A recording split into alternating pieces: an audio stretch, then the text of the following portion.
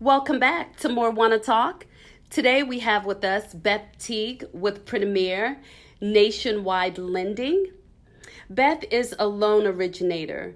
Beth, how are you today? I'm great. How are you? I'm doing good. I'm doing well.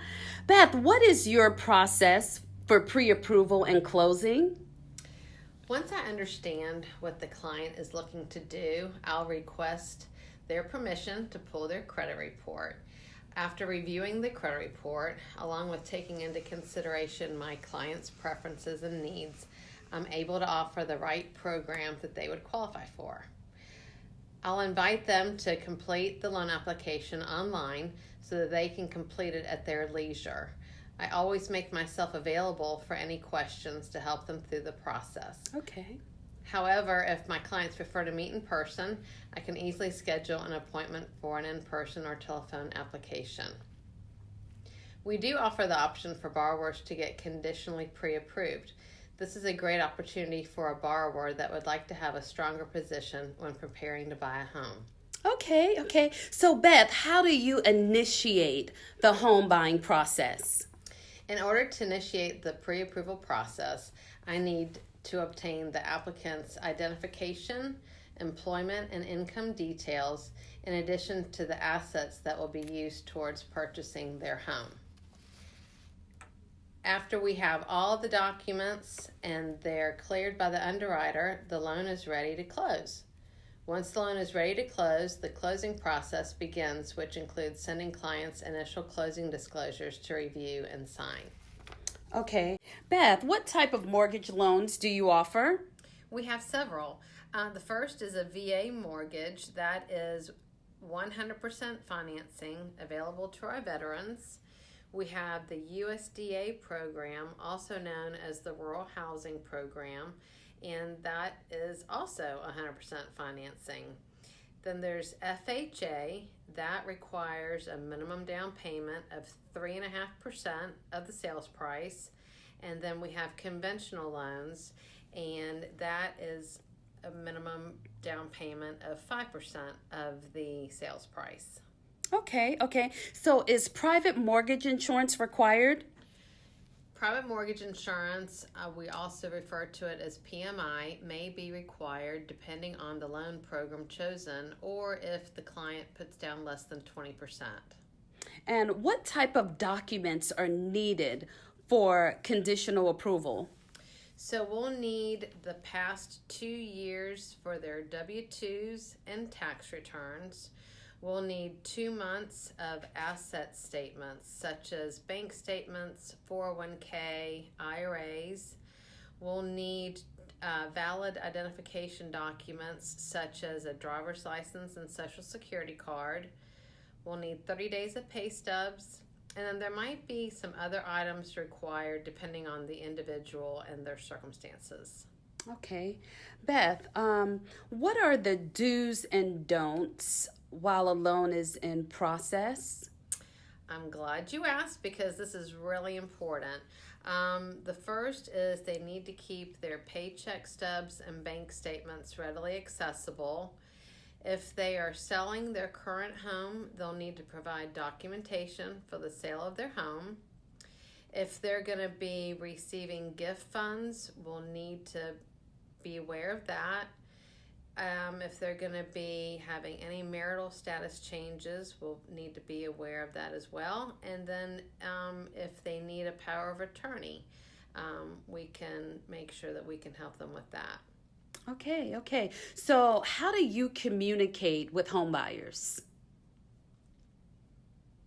I ask them their preferred method of communication. So depending on their preference, I either text, email, or talk to them on the phone. Okay. Now, Beth, I did ask what were the do's and don'ts. Can you tell us what the don'ts are, please? Absolutely. So if at all possible, avoid making any employment changes, such as changing jobs or reducing your hours or going from a salaried income to a straight commission income. Definitely, once I pull your credit report, do not apply for any new credit, such as a store credit card or a Visa card, any new furniture. Don't buy that washer and dryer and refrigerator. Wait until after you Please. close. Do not deposit any cash or any money that can't be documented.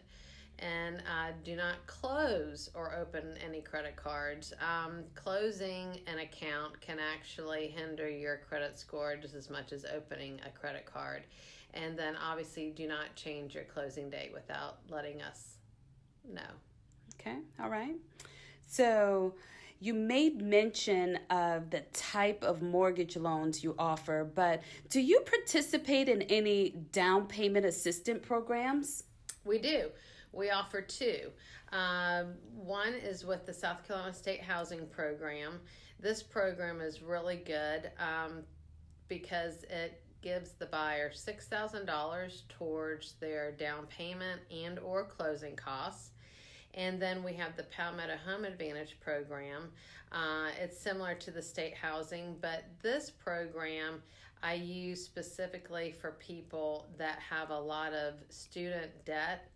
And if they can get their income-based rate and the payment shows on the credit report a lower payment, we can use that when qualifying them for their debt-to-income ratio, as opposed to having to use 1% of the balance of the loan. So this is really, really good because there's a lot of people out there with student debt. Yes, yes. So what type of assets can be used to fund down payment and closing costs?